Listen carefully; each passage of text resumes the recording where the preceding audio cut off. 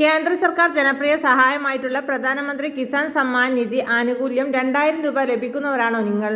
തീർച്ചയായിട്ടും ഈ അറിയിപ്പൊന്ന് ശ്രദ്ധിക്കണം. നമ്മുടെ സംസ്ഥാനത്ത് 19ാമത്തെ ഗഡു വിതരണം ചെയ്യുന്നതിന് മുമ്പ് തന്നെ കേന്ദ്ര സർക്കാരിന്റെ അറിയിപ്പ് വന്നിരിക്കുകയാണ്. ലക്ഷക്കണക്കിന് കർഷകർക്ക് ഈ പ്രാവശ്യം തുക ലഭിക്കാതെയാവും. കർഷകരുടെ ഭാഗത്ത് നിന്ന് വന്നിട്ടുള്ള ചില വീഴ്ചകളായിരിക്കാം ഇതിന്റെ പ്രധാന കാരണം. അതല്ലെങ്കിൽ നമ്മുടെ കൃഷിഭൂമി വിറ്റുപോയിട്ടുണ്ടാകാം. അതല്ലെങ്കിൽ സർക്കാർ പറഞ്ഞിരുന്ന എന്തെങ്കിലും കാര്യങ്ങൾ ചെയ്യാത്തത് കൊണ്ടാവാം. ഇനി അത് മാത്രമല്ല, ചില കർഷകർ വാങ്ങിയ തുക കൂടി തിരിച്ചടക്കണം എന്നുള്ള റിപ്പോർട്ട് കൂടി വരുന്നുണ്ട്. അപ്പോൾ ഇത് ആരൊക്കെയാണ്, ഏത് ജനങ്ങളെയാണ് ഇത് ബാധിക്കുക എന്നുള്ളത് വീഡിയോയിലൂടെ പറയുകയാണ്. പ്രധാനമന്ത്രി കിസാൻ സമ്മാൻ നിധി ആനുകൂല്യം ചെറുകിട കർഷകർക്ക് വിതരണം ചെയ്യുന്ന ഏറ്റവും വലിയൊരു ക്ഷേമ പദ്ധതിയാണ്. 6000 രൂപ വർഷം 3 ഇൻസ്റ്റാൾമെന്റിലൂടെ 2000 രൂപ ലഭിക്കുന്നു. ഈ ആനുകൂല്യം വിതരണം ചെയ്യുമ്പോൾ തന്നെ കർഷകരെ സംബന്ധിച്ചിടത്തോളം കൃത്യമായിട്ട് അർഹതാ മാനദണ്ഡങ്ങൾ സർക്കാർ പറയുകയുണ്ടായി. പ്രൊഫഷണൽ യോഗ്യതയുള്ളവരോ അല്ലെങ്കിൽ ആദായ നികുതി അടക്കുന്നവരോ, അതോടൊപ്പം തന്നെ മറ്റു പല മാനദണ്ഡങ്ങളും കൃത്യമായിട്ട് ഇതിനോടൊപ്പം തന്നെ സർക്കാർ അറിയിച്ചിരുന്നു.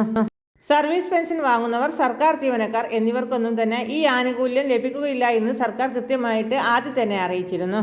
ഈ നിയമങ്ങളുടെ പരിശോധനയുടെ അടിസ്ഥാനത്തിലാണ് ഇപ്പോൾ നമ്മുടെ സംസ്ഥാനത്ത് ഒരുപാട് കർഷകർക്ക് നോട്ടീസ് വന്നിരുന്നത്. അതായത് വിവിധ ആവശ്യങ്ങൾക്കായി ആദായ നികുതി ഫയൽ ചെയ്തവരാണ് എങ്കിൽ ഈ നിയമം നമുക്ക് ബാധകമാകുന്നത്. ഗുണഭോക്താവിന്റെ പേരിൽ തന്നെ റിട്ടേർഡ് ഫയൽ ചെയ്യുമ്പോൾ ഉണ്ടാകുന്ന മറ്റൊരു പ്രശ്നമാണിത്. അതുകൊണ്ട് തന്നെ നമ്മൾ ഈ പദ്ധതിയിൽ നിന്നും അനർഹരായി മാറ്റപ്പെടും. അതുമാത്രമല്ല, വളരെ വൈകാതെ തന്നെ സർക്കാരിന്റെ ഭാഗത്തു നിന്ന് നമുക്ക് കത്ത് ലഭിക്കും. ഇതൊരു റിക്കവറി മാർഗമായിട്ടാണ് വരുന്നത്. അതായത് പലിശയില്ലാതെ തന്നെ വാങ്ങിയ തുക സർക്കാരിലേക്ക് തിരികെ അടക്കണം. ഇങ്ങനെ വരുമ്പോൾ നാളെ ഇതുവരെ വാങ്ങിയത് 18 ഗഡുക്കൾ, അത് 36,000 രൂപയുണ്ടാകും. സർക്കാർ പറയുന്ന അക്കൗണ്ടിലേക്ക് തിരിച്ചടക്കണം എന്നുള്ള ഒരു അറിയിപ്പായിരിക്കും കത്തിലുണ്ടാവുക. അത് നമ്മൾ തിരിച്ചടക്കണം.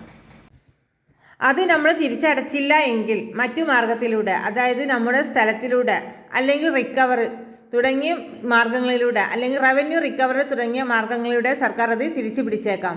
അത് വലിയൊരു പ്രശ്നമായി മാറുകയും ചെയ്യും. അപ്പോൾ ഇതുപോലെ ഒരുപാട് ആളുകൾക്ക് കത്തുകൾ ലഭിക്കാൻ സാധ്യതയുണ്ട്.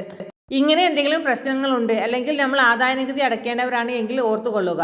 ആദ്യം പദ്ധതിയിൽ നിന്ന് പുറത്തേക്ക് മാറുന്നതിന് വേണ്ടി ശ്രദ്ധിക്കണം. നമുക്ക് ഈ പദ്ധതിയിൽ നിന്ന് സെൻട്രൽ ചെയ്യുവാനുള്ള ഒരു അവസരം PM കിസാൻ സമ്മാൻ നിധിയുടെ വെബ്സൈറ്റിലുണ്ട് എന്നുള്ള കാര്യം ഓർമ്മിപ്പിക്കുകയാണ്. ഇനി ഈ ആനുകൂല്യം ഒരുപാട് പേർക്ക് ഈ വർഷം മുടങ്ങുന്നതായിട്ടുള്ള അറിയിപ്പ് വന്നിട്ടുണ്ട്. ഇലക്ട്രോണിക് KYC എന്ന് പറയുന്ന പുതുക്കൽ സംവിധാനം, അതോടൊപ്പം തന്നെ ലാൻഡ് സീഡിംഗ് എന്ന് പറയുന്ന മറ്റൊരു പ്രധാനപ്പെട്ട കാര്യങ്ങൾ, അതോടൊപ്പം തന്നെ ബാങ്ക് അക്കൗണ്ട്, ആധാർ സീഡിംഗ്, ഈ പറയുന്ന കാര്യങ്ങളെല്ലാം നമ്മൾ കൃത്യമാക്കിയിട്ടുണ്ടോ എന്നുള്ളത് സ്റ്റാറ്റസിലൂടെ ഒന്ന് പരിശോധിക്കുക.